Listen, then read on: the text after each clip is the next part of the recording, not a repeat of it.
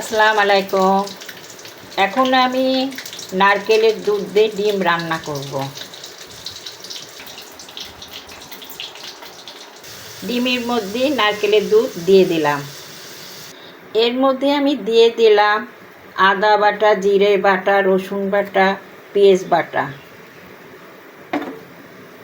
এবার দিয়ে দিলাম কয়েক পিস আলু ও কাঁচা আস্ত ঝাল। এবার দিলাম লবণ।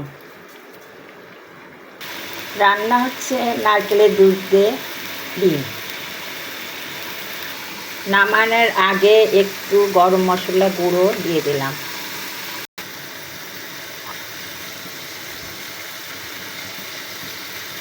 নারকেলের দুধ দিয়ে ডিম, আলু দারুণ একটা রান্না করলাম। আমি এটা সম্পূর্ণ অন্য নিয়মে রান্না করেছি।